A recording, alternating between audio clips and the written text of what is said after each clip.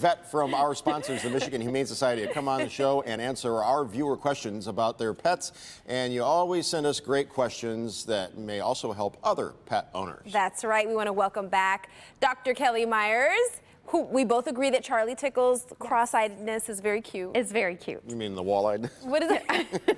It's where she's looking at you and the camera at the same time. That's a talent. Well, and just the name is like super Charlie cute. Tickle. I love Super it. cute. Yeah. She's a mob enforcer. She kneecaps guys. Oh, my. All right, so let's get right to it. Yes, our first question is from Judy, who wants to know why her cat Rosie wants to eat plastic.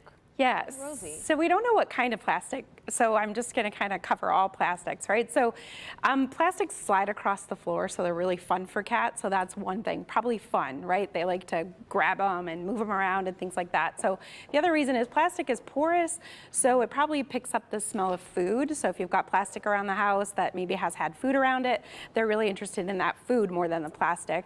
And then the third is sometimes anxiety or something that's going on in the house, like another pet or something in the environment, or maybe they don't have the right toys or the right place to hide or the right like climbing posts, and so anxiety can sometimes cause them to do that. So you have to be really careful with plastic because it can cause foreign bodies and obstruction. So they really should take that plastic away and give them something like a toy to play with instead. Okay. Yep. So I have a left field question for you regarding my dog, Violet. So we were on the bed. I was nose to nose with her, and just for playfulness, I went like that toward her face. Yeah. She went whack. She literally hit me with it like No way. yeah, without Yeah. changing her expression. What's going on with that?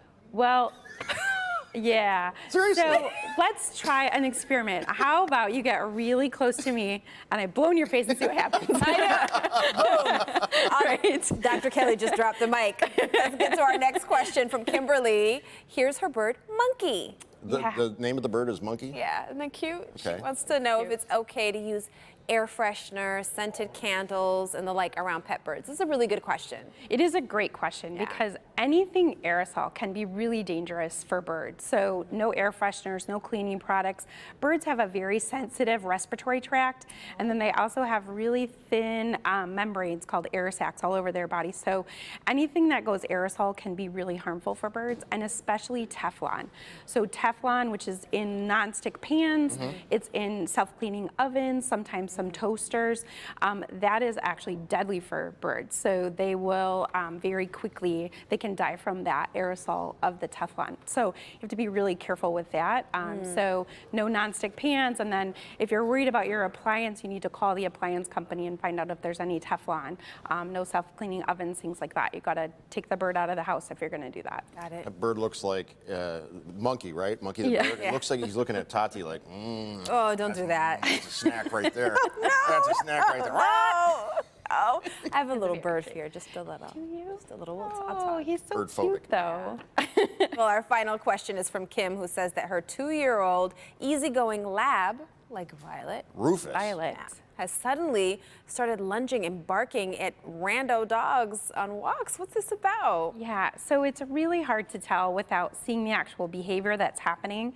So what I would really recommend for Rufus is to get a behaviorist, so have the owner get a behaviorist or a trainer and come out and see what's happening, because it's either there's some anxiety there or sometimes it's frustration. So they wanna, like they're really playful dogs and they wanna go and play, but they can't because they're on a leash and the owner's pulling them back. And so that frustration can look like aggression. And so it's just, we have to determine what that is. And then you can positively reinforce dogs to not do that behavior. So using clicker training or treats, you can try to deter them from doing that. But it usually takes a trainer to kind of help intervene with that. So that's what I would recommend for this guy. Because that cute face would get anything out of me. Right. I would let Rufus run all over the place. Rufus would be tearing stuff up, and I wouldn't mind. You would put Violet out the second she touched one of your shoes. The second that you put a tooth mark in one of your. I don't think so. You'd be Violet is Violet- so. Have Put you her seen shoes up Violet? on the shelf. Yeah, she's so cute. All right, the Michigan Humane Society has veterinary care services at their locations in Westland, Rochester Hills, and Detroit. That's right. To learn more about the services they offer and make an appointment, visit their website, michiganhumane.org.